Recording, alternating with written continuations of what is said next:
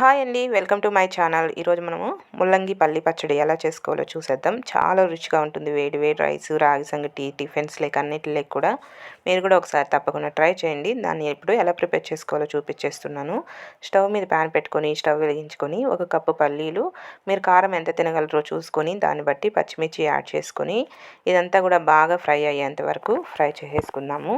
ఈ పచ్చడి కొంచెం స్పైసీగా ఉంటే టేస్ట్ అనేది చాలా బాగుంటుందండి. కాబట్టి మీరు చేసుకునేటప్పుడు కొంచెం స్పైసీగా చేసుకోండి.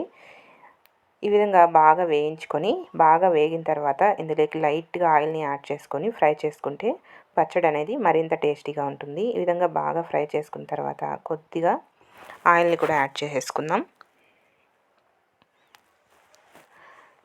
ఈ విధంగా కొద్దిగా ఆయిల్ని యాడ్ చేసి మరీ ఎక్కువ యాడ్ చేయొద్దు, లైట్గా యాడ్ చేస్తే సరిపోతుంది.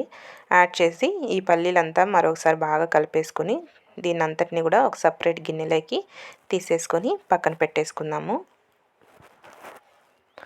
ఈ విధంగా సపరేట్ గిన్నెలోకి తీసుకొని పక్కన పెట్టుకొని స్టవ్ మీద ప్యాన్ పెట్టుకొని ఇదే ప్యాన్లో కొద్దిగా ఆయిల్ని యాడ్ చేసుకొని ముల్లంగి, ఇక్కడ నేను ఒక 1/4 కిలో ముల్లంగి తీసుకున్నానండి.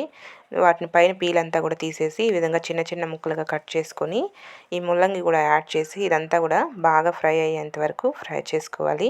కాస్త ఫ్రై చేసుకుంటే ముల్లంగి అనే టేస్ట్ బాగుంటుంది. పచ్చివే యాడ్ చేసే కంటే కూడా ఫ్రై చేసి యాడ్ చేసుకోండి, టేస్ట్ అనేది బాగుంటుంది పచ్చడి. ఈ విధంగా కలర్ అంతా కూడా చేంజ్ అయ్యేంత వరకు ఫ్రై చేసుకొని పక్కన పెట్టేసుకుందాం.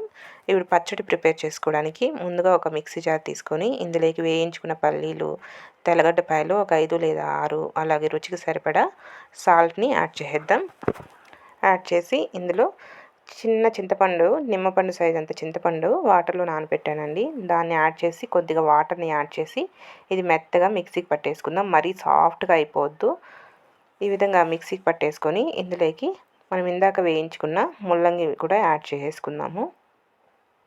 ఈ విధంగా ముల్లంగి అలాగే ఆనియన్స్ కూడా చిన్నగా కట్ చేసుకొని పక్కన పెట్టుకున్నానండి. ఆనియన్స్ కూడా యాడ్ చేసి జస్ట్ మూత పెట్టేసి ఒక రౌండ్ తిప్పుకోండి, ఎక్కువ తిప్పద్దు.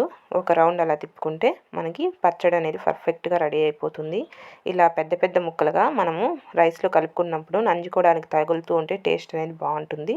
మీరు కూడా తప్పకుండా ట్రై చేయండి. ట్రై చేసి నా వీడియో కనుక నచ్చితే నా ఛానల్ని తప్పకుండా సబ్స్క్రైబ్ చేసుకోవడం మాత్రం మర్చిపోవద్దు. అలాగే లైక్ చేయండి, షేర్ చేయండి, కామెంట్ చేయండి, పక్కనున్న బెల్ ఐకాన్ని క్లిక్ చేసుకోండి. Okay friends, bye.